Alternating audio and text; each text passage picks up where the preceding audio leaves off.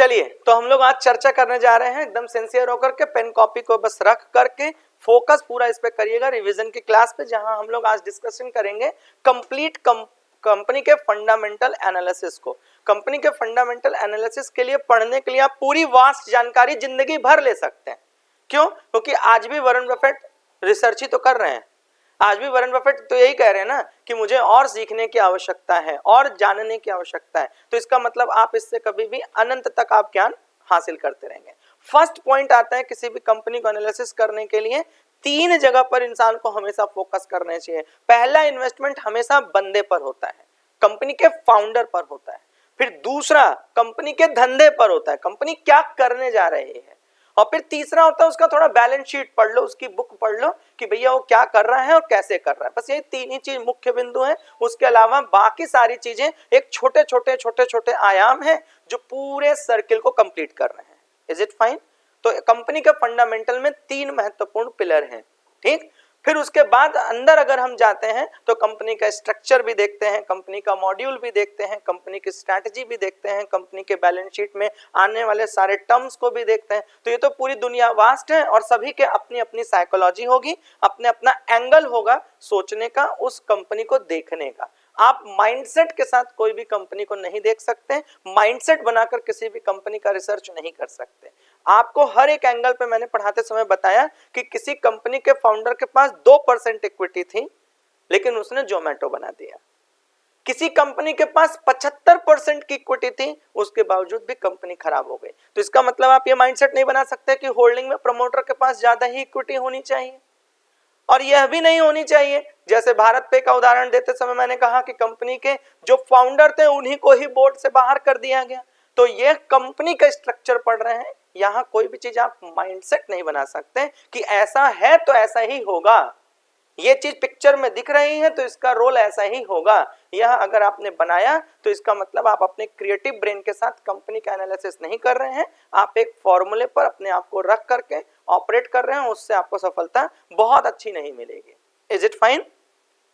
अब आते हैं दूसरी चीज कि कंपनी, मैंने आपको बता दिया कि कंपनी का सबसे महत्वपूर्ण भाग होता है फाउंडर, दूसरा महत्वपूर्ण भाग होता है कंपनी क्या कर रही है, उसका मॉड्यूल क्या है, और तीसरे नंबर पे मैंने आप लोगों को बता दिया कि कंपनी का बैलेंस शीट आपको पढ़ना आना चाहिए इंटरनल चीजों को समझने के लिए। Is it fine? फिर अब इसी में एक कदम आगे चलते हैं। आप लोगों को 3 स्लाइड्स मैंने दिखवाई थी, वहां पे मार्केट साइज दिखाया था, एक बार उसको भी बता देते हैं जिससे आप लोगों को ओवरऑल पिक्चर साफ हो जाए, तब हम एक कदम आगे बढ़ जाएंगे। जैसे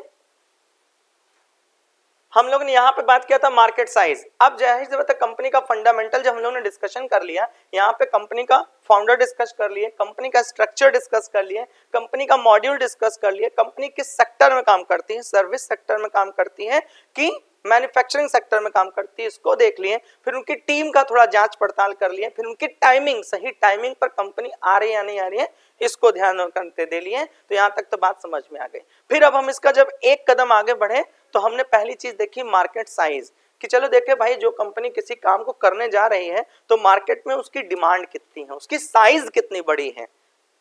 ठीक है, फिर उसके बाद दूसरे नंबर पे हमने देखा सेल्स। चलो भैया कंपनी सेल्स कैसे कर रही है, अपनी चीज बना तो ली, बेच पा रही है कि नहीं बेच पा रही है। तीसरे नंबर पे मार्केटिंग, कोई भी चीज बेचने के लिए सबसे पहली भूमिका होती है कि उसको किस तरह मार्केटाइज किया गया है, कैसे लोगों तक पहुंचाया गया है। Is it fine?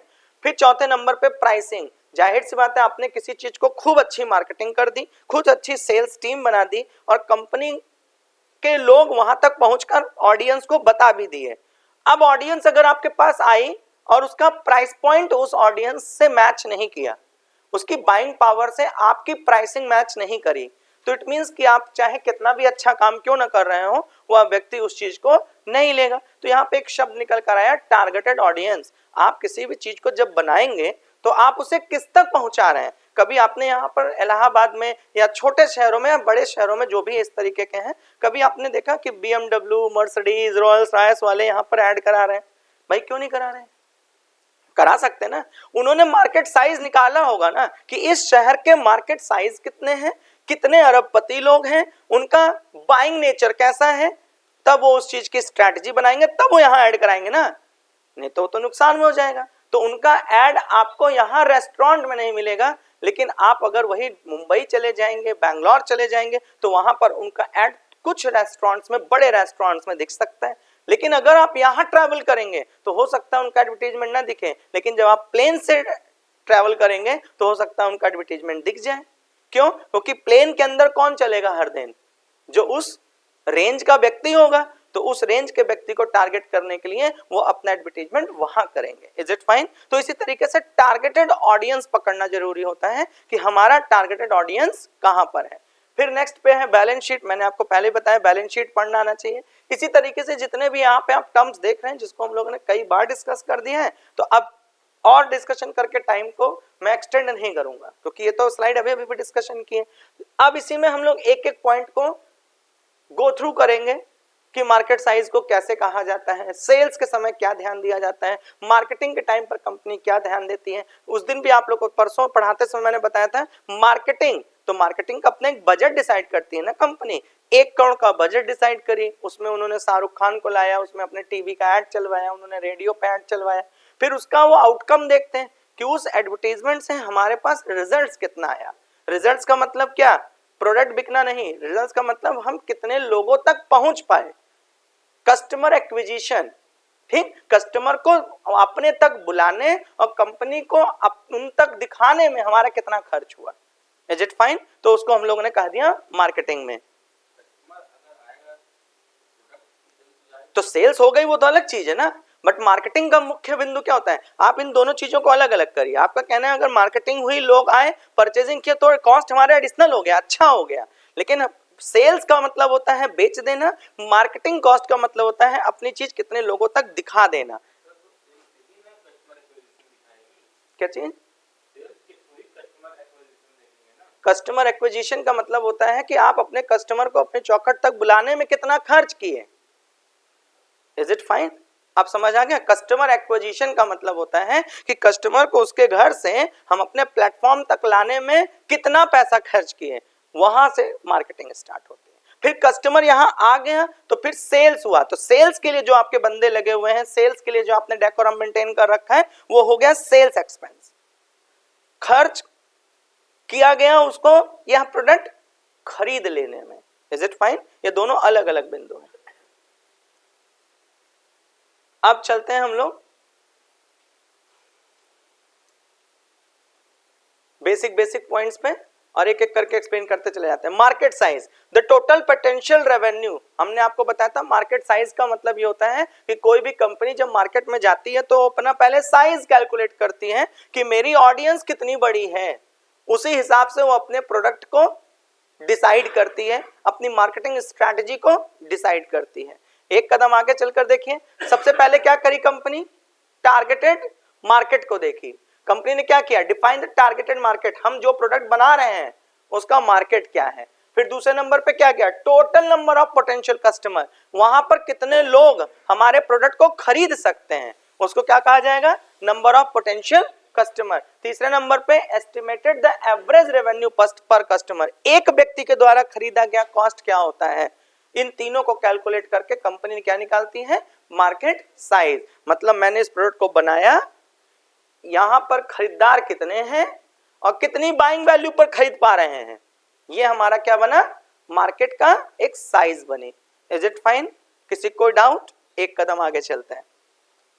Market size equals to potential customer, targeted audience कितने हैं, गुणे एवरेज रेवेन्यू पर कस्टमर, एक व्यक्ति किसी कॉस्ट को कितना पे कर रहा है उस चीज को खरीदने के लिए। कोई डाउट? आगे चलें। अब यहां पर देखिए, मान लेते हैं टोटल पॉपुलेशन ऑफ कंट्री कह लीजिए, सिटी कह लीजिए, विलेज कह लीजिए। अब ये आप लोग के ऊपर निर्भर करेगा ना भैया कि आप साइजिंग कहां की निकाल रहे हैं। मान लो अगर आप छोटे से जिले की निकाल रहे हैं, या पूरे राज्य की निकाल रहे हैं, या पूरे देश की निकाल रहे हैं ना, तो उसी हिसाब से हमने लिखा the total population of the city इतना, परसेंटेज ऑफ टारगेटेड मार्केट, मान लो 60% अगर आप इसका टारगेट कर लेते हैं, तो average spending on a mobile phone, मतलब मोबाइल फोन आप बेचने की इच्छा रख रहे हैं, तो 60% लोग मान लेते हैं कि वहां पर आपका मोबाइल यूज कर रहे हैं। मोबाइल आपका मतलब मोबाइल यूज कर रहे हैं, 10 लाख लोग हैं, और उसमें से आप ये एवरेज तो निकाल पा रहे हो ना भाई, मानसिक रूप से कि 60% लोग तो एवरेजली वहां पे मोबाइल यूज करते हैं। Is it fine? फिर उसके बाद आप दूसरा देखोगे बाइंग बिहेवियर, अगर देखोगे तो चलो एग्जांपल ले मोबाइल का, तो बाइंग बिहेवियर में आप देखो कि 100 में से 60 लोग तो मोबाइल फोन यूज कर रहे हैं, तो इसका मतलब मार्केट साइज आप कह दोगे 60%। लेकिन अब आप एक चीज और देखो, बाइंग पावर जरा देखो, एक व्यक्ति के पास हो सकता है 2 फोन भी हो, तो अगर 60 लोगों में से 15 लोग भी 20 लोग भी 2 फोन कैरी करते होंगे तो ये एवरेज 100 गुणे 100 हो गया ना। मेरी बात समझे? 100 में 60 लोग मोबाइल फोन यूज करते हैं, मार्केट साइज हो गया। लेकिन जरा कस्टमर का बिहेवियर देखो, कस्टमर की बाइंग पावर देखो, वह 60 में से 20 लोग भी अगर 2 फोन यूज करते होंगे तो ग्राफ नहीं बढ़ गया? तो इसका मतलब आपका कंज्यूमिंग ग्राफ बढ़ गया। Is it fine? तो यहां पर इसी तरीके से पेइंग कॉस्ट आपने निकाल लिया कि भैया हर व्यक्ति जो है लगभग ऑन एन एवरेज इतना पैसा मोबाइल पर खर्च कर सकता है, तब आप जाके उसी हिसाब से अपना प्रोडक्ट डिसाइड करेंगे। तो इसको हम लोग मार्केट साइज के हिसाब से समझते हैं। जहां कोई डाउट होगा तो आप प्लीज पूछिएगा। मार्केट साइज की इंपॉर्टेंस क्या क्या होती है? Has business to decide whether entering to market worth, कि मतलब हम इससे ये समझ जाते हैं कि हाँ भाई इसकी डिमांड है और आगे इसकी डिमांड बढ़ेगी, तो इसका मतलब ये है कि चलो भाई यहां पर हम चल सकते हैं। Is it fine? कंपनी को इस बात का एक क्या मिल जाता है, एक थोड़ा सा ओवरव्यू मिल जाता है। Assisting the forecasting potential revenue, थोड़ा हमें यह भी पता चल जाता है कि व्यक्ति इससे जुड़े हुए प्रोडक्ट को कितनी रुपए खर्च करके खरीदने की इच्छा रखता है। Is it fine? तीसरे नंबर पे आ जाता है providing insight into the market to growth opportunity. जाहिर होता है आज 100 लोग खरीद रहे हैं तो हमारे पास अपॉर्चुनिटी भी पता चल जाती है कि पीछे 3 साल में कितना ग्रोथ हुआ, तो आगे 3 साल में कितना ग्रोथ हो सकता है। तो इसका एक एस्टिमेटेड कैलकुलेशन निकाल लेती है कंपनी कि आज से 4 साल पहले इतने लोग थे, वर्तमान में इतने लोग हैं और भविष्य में अगर इसी तरह ग्रोथ किए तो इतने लोग हो जाएंगे। Is it fine? तो इससे कंपनी को मार्केट साइज से ओवरऑल यह 3 चीजें पता चलती हैं, तब वो कॉन्फिडेंट हो जाती है। चलो इसको थोड़ा प्रैक्टिकल उदाहरण में ले लें। आप लोग को एक उदाहरण दीजिए कि मार्केट साइज में इस वक्त अगर हम टेक बिजनेस की बात करें तो देखिए बहुत हाइप क्रिएट है। डिजिटल मार्केटिंग की बात करें तो बहुत हाइप क्रिएट है। क्यों? क्योंकि कुछ भी आप बनाएंगे तो आज आपको लगता है कि आप डिजिटली प्रेजेंस ना होकर काम कर ले जाएंगे। इसका मतलब मार्केट में डिजिटल मार्केटिंग का एक अच्छा खासा हाइप है। चलो हम लोग अपनी दुनिया की बात कर लेते हैं। जब से देश आजाद हुए से लेकर आज तक, कोविड तक, हमारे यहाँ 1.73% डीमैट अकाउंट होल्डर थे पूरे भारत में।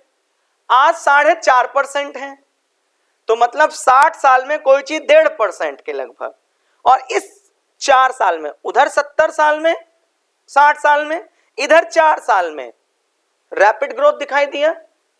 आगे अब आप बोलते थे कि पहले 4 करोड़, एक उदाहरण के तौर पे, अब तक आप बोल रहे थे कि भाई कोई व्यक्ति 50 साल काम किया तो 50 साल में उसने 4 करोड़ डीमैट अकाउंट खुलवाए, और आज के दौर में 4 साल में 40 करोड़ डीमैट अकाउंट खुल गया। तो ग्रोथ परसेंट पे पता चल गया, और इसी परसेंटेज के साथ अगर आगे काम होता रहा तो आप समझ पा रहे हैं। तो यहां इसको को कहते हैं मार्केट साइज। ठीक, इज इट? पता चल गया। आज अवेयरनेस का प्रोग्राम है, आज फाइनेंशियली लोग अवेयर्ड हैं, तो इसका मतलब ग्रोथ इस सेक्टर में है। इस दूसरा उदाहरण आप सोलर का ले लीजिए। पहले किसी छत पे नहीं दिखता था, आज धीरे धीरे दिख रहा है। तो इसका मतलब आज से 50 साल पहले लोग इसमें बहुत कम परसेंटेज थे, आज वर्तमान समय में अचानक से बहुत तेजी से परसेंटेज बढ़ गया, और आगे भविष्य में एस्टिमेटेड वैल्यू है कि लगातार ग्रोथ करेगा। तो इसको कहते हैं market sizing. Is it fine? किसी को डाउट? आगे चलते हैं।